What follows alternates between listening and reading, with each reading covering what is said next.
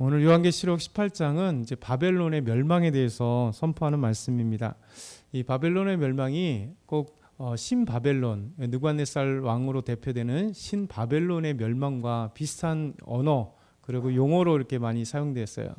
예레미야 50장과 51장이 이제 닥쳐올 바벨론의 멸망에 대해서 하나님이 선포하시는데, 마치 바벨론의 멸망과 관련된 이 용어라든가 표현들이, 언어들이 12번이나 비슷하게 이렇게 사용되면서 바벨론의 어떤 멸망이 얼마나 무섭고 또 되돌아보면 허무한가를 보여주는 거죠. 이 바벨론은 사실 그냥 과거의 신바벨론을 얘기하는 것이 아니라 이제 세상의 대표를 얘기합니다. 바벨론 하면 세상의 대표, 곧 사단의 왕국, 죄악된 세상, 그러니까 하나님이 심판하실 죄에 대해서 바벨론이라 이렇게 표현을 하고 있는 거예요. 사실 바벨론은 역사 속에 참 신비한 나라입니다.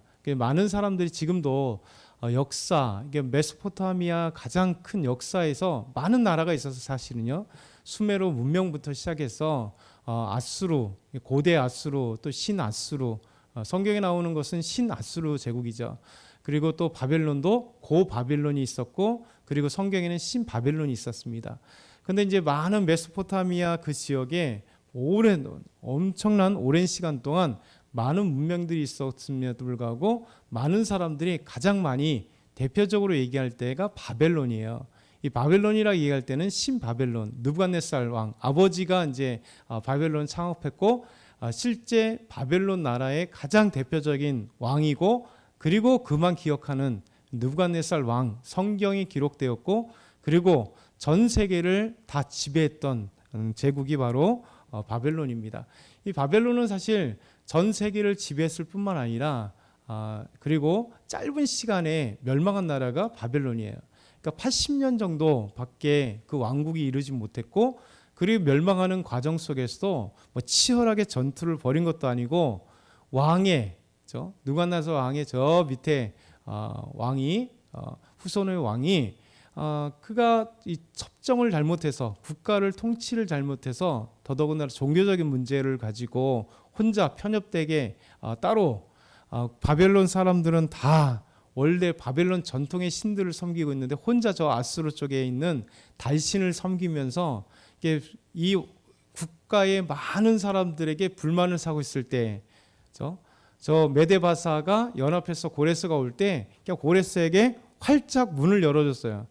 그러니까 페르시아는 그냥 와서 바벨론을 뭐 정복하지도 않고 그냥 문 열어줘서 쉽게 정복을 해버리는, 이 바벨론이라는 나라가 참 특이한 나라입니다. 신흥 강국으로 갑자기 부상해서 80년 정도 위세를 떨치다가 그리고 느부갓네살 왕 이후에 점점 쇠퇴하는 짧은 시간의 역사를 가지고 있는, 그러면서도 불구하고 많은 사람들이 느부갓네살 왕 때에 있었던, 이제 고고학적으로 발굴되면서 역사적으로 헤로도토스라고 하는 역사학자가, 그리스 역사학자가 저 멀리 바벨론까지 가서, 바벨론에 이제 헤로도토스가 벌을 때는 이미 바벨론이 멸망되었지만 그곳에서 이야기를 듣고 보았던 뭐 궁중정원, 느부갓네살 왕이 거대하게 지었던 궁중정원은 몇 층의 높이에 그 사막과 같은 그곳에 티리스 유프라테스 강에 물줄기 조금 끌려다가 썼는데, 지금도 우리가 상상할 수 없을 정도, 왜냐하면 지금 7대 불가사의에는 들어가지 않지만 7대 불가사의 중에 하나 정도로 생각하는 궁중정원, 그러니까 이런 어떤 그 어마어마한 정원인데 거기에 꽃과 나무들이 화려하게 몇 층으로 되어져 있는, 그래서 가장 화려한 것들을 지금도 이제 이야기할 때 바벨론의 궁중정원 참 미스터리다 이렇게 얘기하고, 지금도 남아있는 그 바벨론의 그 성은 뭐 해자가 이렇게 물을 끌어다가 해자가 있고, 그리고 엄청난 계획도시고, 이러니까 사람들이 짧은 역사와 세계를 지배했고, 그리고 가장 부유한 제국 중에 하나가 바로 이 바벨론입니다. 그러니까 바벨론을 항상 생각하면 뭘 얘기하냐면 세계 권력과 그리고 강력한 권력뿐만 아니라 부유한 나라, 그러면서 탐욕의 나라, 이런 어떤 얘기를 합니다. 그러니까 바벨론도 마찬가지로 세계를 정복할 때 이게 문을 열지 않으면 아주 잔인하게 전 세계 사람들을 잔인하게 죽였고 문을 열면 이제 다 등용하는 이런 나라였기 때문에 가장 무서운, 성경에서는 바벨론이 아수르보다, 왜냐하면 아수르는 북이스라엘의 입장에서 북이스라엘을 점령했기 때문에 북이스라엘은 분명히 이스라엘 민족이었지만 그들은 우상을 숭배하고 계속 우상을 숭배했기 때문에 하나님이 사실 아수르에 대해서는 많이 경계하지만 바벨론보다는 덜합니다. 성경에 왜 바벨론이 그렇게 중요하게, 또 역사 속에 지금까지 바벨론이라면 실제 역사도 참 드라마틱한 역사이고, 그리고 또 성경에 중요한 남유다를 정복했고, 그렇죠? 남유다를 정복해 더 나아가서 하나님의 성전인 예루살렘을 파괴하고 하나님의 성전을 느부갓네살 왕이 파괴했기 때문에 항상 적대적인, 그리고 이 바벨론이라는 나라는 이제 하나님과 대적하는 나라, 이렇게 이제 이미지가 생긴 겁니다. 하나님께서. 그래서 성경에 계속해서 바벨론이라고 하면 세상의 부유, 세상의 죄악, 세상의 화려함, 그럼에도 불구하고 과거에 멸망당했던 나라가 그 짧은 시간에 순식간에 멸망당한 것처럼 하나님의 놀라운 심판 가운데 이 바벨론, 이 세상을 대표하는 이 바벨론이 하나님이 심판하실 거다라는 그런 이미지로 계속 남아있는 거죠.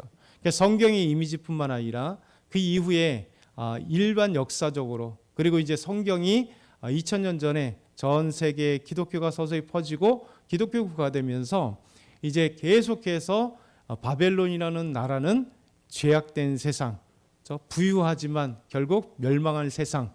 그래서 항상 일반적인 이 죄에 있는 이 세상을 대표하는 나라고, 또 사단이 지배하다가 결국 사단의 왕국이 멸망당할 날, 이걸 대표하는 거예요.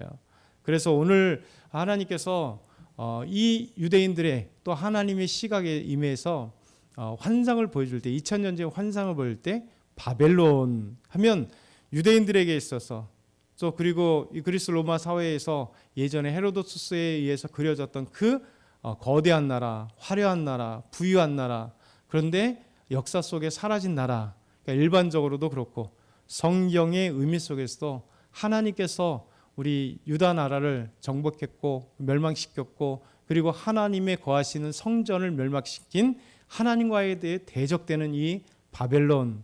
그래서 이 바벨론의 이미지를 딱 끌어오면 세상을 정복하고 사단의 나라를 정복하실 하나님의 능력과 심판을 딱 매치가 되는 거예요. 그래서 하나님께서 이 바벨론에 대해서 오늘 말씀하십니다.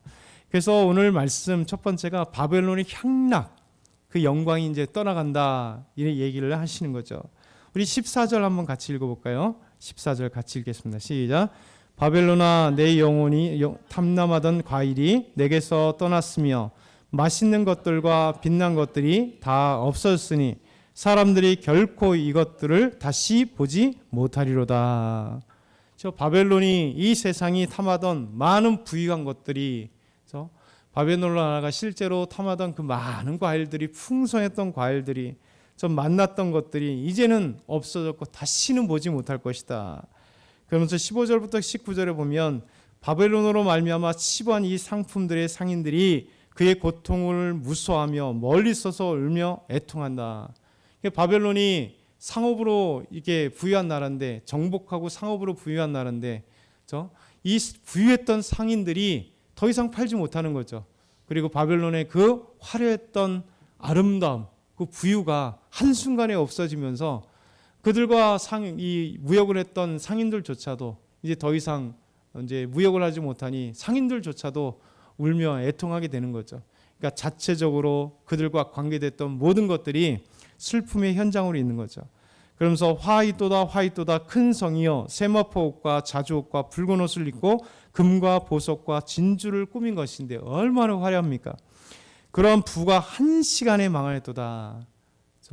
그냥 순간, 인생의 허무라고 얘기하잖아요. 자, 뒤로 보니까 80년 금방 갔네, 이런 것처럼 마치 부유했던 모든 것들이 하나님의 심판 가운데 한순간에 촛불이 없어지는 것처럼 이렇게 지나갔다. 그러면서 계속해서 그가 불타는 연기를 보고 외쳐 이르되 이 큰 성과 같은 성이 어디 있으랴 하며 티끌을 자기 머리에 뿌리고 울며 애통하며 외쳐 이르되 화 있도다 화 있도다 이 큰 성이여 바다에서 배 부리는 모든 자들이 너희의 보배로운 상품으로 치부했더니 한 시간에 멸망했습니다. 얼마나 짧은 이 부유가 얼마나 한순간에 사라지는가, 허무한가. 이게 바로 하나님의 심판으로 인하여 그의 부가 자랑스럽고 그 부 때문에 영광했던 나라가 한순간에 사라진다. 그러니까 하나님이 이 세상을 심판한다라는 거죠. 그랬을 때 이들은 고통과 화요, 눈물과 고통이요, 아픔이요. 그런데 하나님이 세상을 심판할 때, 악을 심판할 때, 사탄을 심판할 때요. 근데 오히려 우리 믿음의 사람들은 참된 그리스도인은 기뻐하는 거죠. 왜냐하면 악을 심판할 때는 하나님의 선을 가운데, 믿음 가운데 있는 사람들은 기쁨의 탄성을 부르는 거죠. 그것이 20절과 21절입니다. 같이 한번 읽어보겠습니다. 하늘과 성도들과 사도들과 선지자들아 그로 말미암아 즐거워하라. 하나님이 너희를 위하여 그에게 심판을 행하셨음이라 하더라. 이에 한 힘센 천사가 큰 맷돌과 같은 돌을 들어 바다에 던져 이르되 큰 성 바벨론이 이같이 비참하게 던져서 결코 다시 보이지 아니하리로다. 아멘. 역사적으로 이스라엘을 점령시키고 패망시키고 하나님의 전을 완전히 무너뜨려서 그렇게 고통을 당하게 했던 그 나라, 또 이 세상을 대표하는 이 바벨론이 성도들을, 믿음의 사람들을 고통스럽게 했던 이 세상의 사탄과 죄악들이 멸망당하는 모습을 보면서 다시는 그들이 서지 못할 모습을 보면서 하나님의 승리를 보면서 이제 기뻐한다는 거죠. 그래서 하늘과 성도들과 사도들과 선지자들아 기뻐하라는 거예요. 기뻐하라. 그러니까 하나님의 심판, 하나님의 승리를 보면서 기뻐하라. 우리가 이제 새벽 예배마다 이 말씀을 계속 하잖아요. 그래서 우리가 요한계시록 볼 때 심판과 또 하나님의 영광과 심판과 영광이 계속 반복되잖아요. 그 영광에는 천상의 예배와 하나님께 찬송과 기쁨과 구원받은 자의 놀라운 은혜, 그리고 하나님의 위로하시고 눈물 씻어주시고 아픔을 닦아주시고 환난 가운데 도와주시고 그리고 너희를 지켜준다. 그러니 어떤 환난과 어려움 속에서도 너희가 승리해라. 이 말씀이 오늘도 기억되는 거잖아요. 이 말씀도 동일하잖아요. 바벨론은 심판하는데 바벨론은 심판으로 끝나는 게 아니라 우리 믿음의 사람들은 이 심판으로 인하여 기뻐하는 거죠. 하나님이 반드시 사탄에 대해서는, 악에 대해서는 심판한다. 이 세상의 향락이 언제든지 계속되지, 영원한 향락과 영원한 부유는 없다. 영원한 죄악은 없다. 일순간에 한순간에 사라지는 거죠.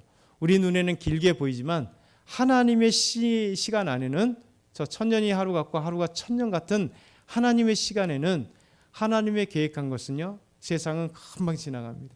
그래서 우리가 세상과 이렇게 살지만, 세상 속에 살지만 세상과 짝가에 살 수는 없다 그러잖아요.